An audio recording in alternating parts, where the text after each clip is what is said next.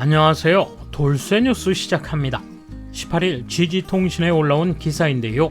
제목은 일본은행의 도드라진 완화 유지 자세, 주요국 중앙은행은 금리 인상 도미노입니다. 단숨에 경제면 댓글 랭킹 1위에 올랐군요. 믿었던 스위스마저 대폭적인 금리 인상으로 무너지자 유일하게 금융 완화 정책을 펴는 국가로 남은 일본인데요. 결국 희생양은 국민들이라며 불안한 누리꾼들이 몰려들었군요. 뭐라고들 하는지 함께 보실까요? 통크신 구독, 좋아요.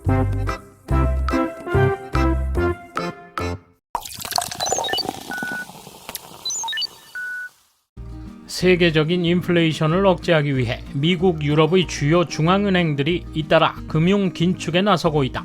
16일에는 일본은행과 마찬가지로 마이너스 금리 정책을 펴고 있던 스위스 국립은행이 15년 만에 금리를 인상하기로 했다.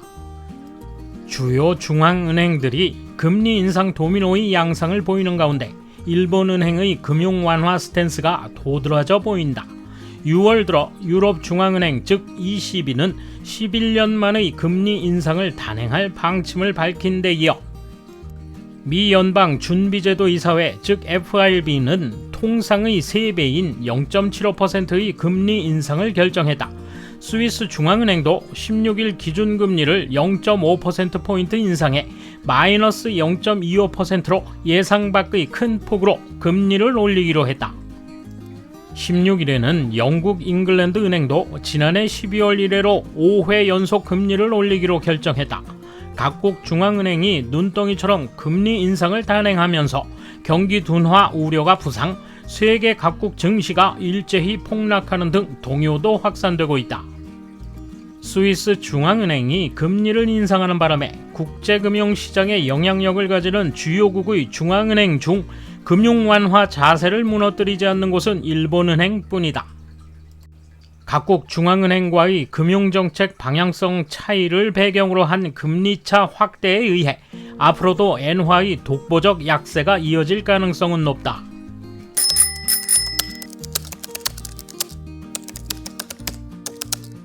일본은 관리 지배의 공산 국가와 같은 구조입니다. 이를 고치지 않는 한 국민의 행복은 있을 수 없습니다. 정치를 바꿔야 합니다.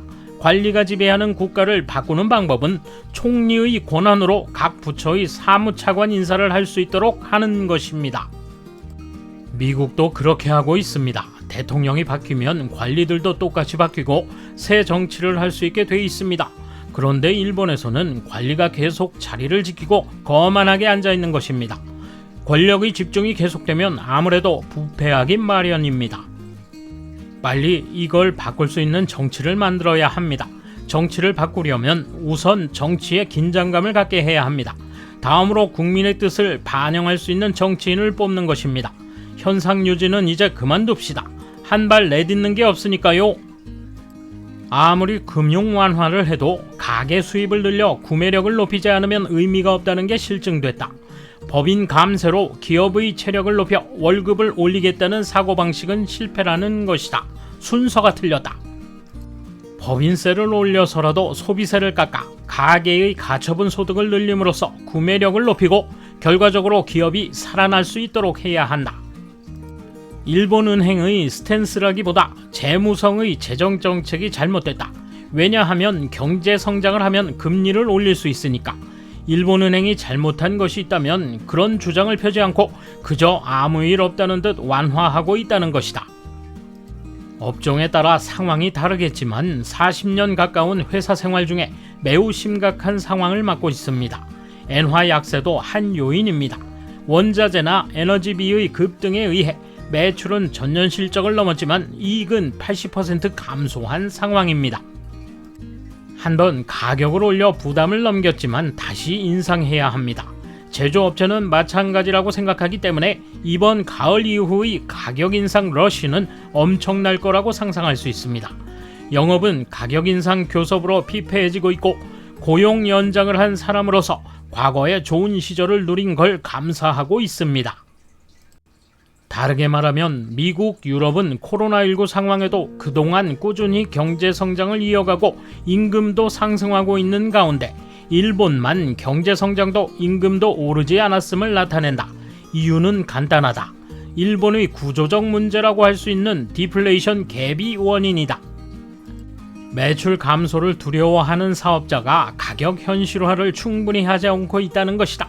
실제로 일본의 기업 내 물가지수와 소비자 물가지수는 큰 괴리가 있으며 총리는 이를 정책의 성과라며 지극히 자만하는 모습을 보이고 있다. 그리고 이 추락 소용돌이의 장기화는 이 내각이 계속되는 이상 피할 수 없다. 지나친 엔화 약세로 인한 수입 물가 급등은 악성 인플레이션을 가속화해 가처분 소득 저하를 피할 수 없게 만든다.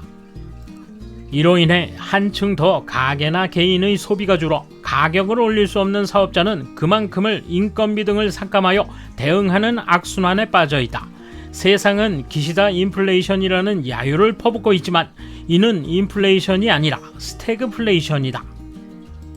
예전 총재 시절에 다른 나라 중앙은행들이 일제히 완화 정책을 취할 때 보조를 맞추지 못한 점, 아베노믹스 때문에 단단한 경제 정책을 펴지 못한 점 등 원인은 여러 가지가 있을 것이다.